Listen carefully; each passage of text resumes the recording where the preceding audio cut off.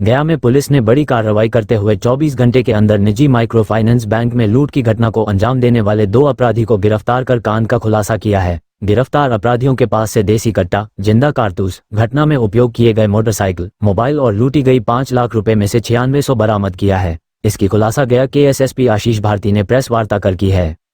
SSP Ashish Bharti ने जानकारी देते हुए बताया कि बुनियादगंज थाना क्षेत्र अंतर्गत खंजाहपुर में एक निजी माइक्रो फाइनेंस बैंक में लूट की घटना को अपराधियों द्वारा दी गई थी।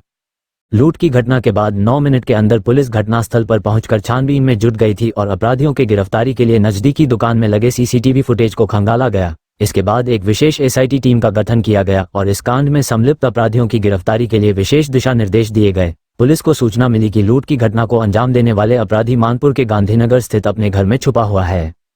सूचना के बाद पुलिस वहां पर पहुंचकर छापेमारी की और एक अपराधी बबलू कुमार पिता राजेश पासवान को गिरफ्तार किया, जिससे पूछताछ किया गया तो इस घटना में अपनी संलिप्तता को स्वीकार है।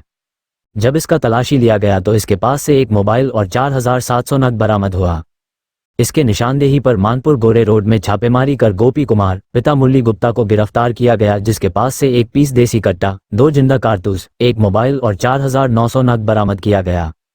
इन दोनों के निशानदेही से चाकंद थाना अंतर्गत सड़क किनारे से घटना में प्रयुक्त 2 मोबाइल फोन को बरामद किया गया। पूछताछ में अपराधियों ने इस घटना को कार्य करने में माइक्रो फाइनेंस बैंक के एक एजेंट की भूमिका बताई है, जिसका भी छानबीन की जा रही है। अगर संलिप्तता पाई जाती है तो उसे भी गिरफ्तार किया जाएगा। गिरफ्तार दोनों अपराधियों पर बुनियादगंज थाना में कई मामले भी दर्ज है। करीब 11 बजे के आसपास ये सूचना मिली थी कि बुनियादगंज थाना क्षेत्र अंतर्गत एक घटना घटित हुई है और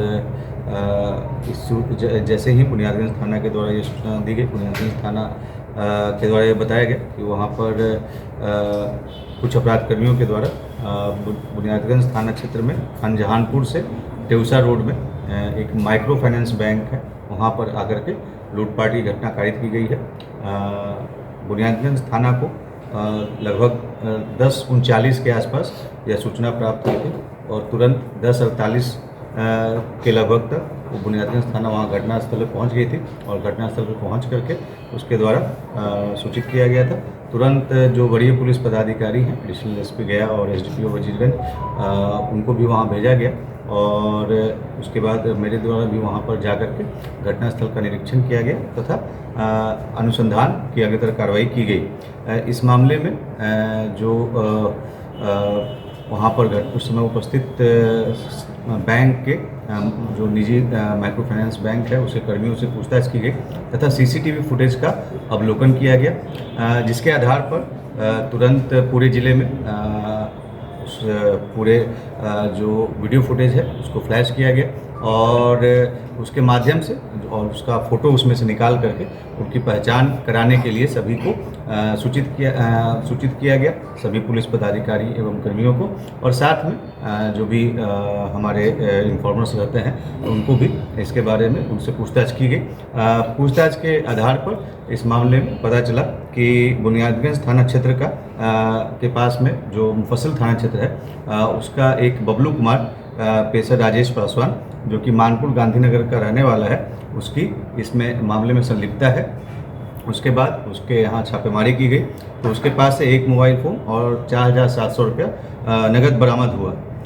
इसके अलावा जो उसके निशानदेही पर गेरे रोड में छापेमारी करके एक अन्य अभियुक्त जिसका नाम है गोपी कुमार, इसको गिरफ्तार किया गया है। गोपी कुमार झारखंड का रहने वाला है और वो अभी अपने मामा के यहाँ पर मुफस्सिल थाना क्षेत्र में रह रहा था। उससे जब तलाशी ली गई तो उसके पास से एक देसी कट्टा, 2 जिंदा कारतूस और 4900 रुपये नगद बरामद हुआ और एक मोबाइल बरामद हुआ है।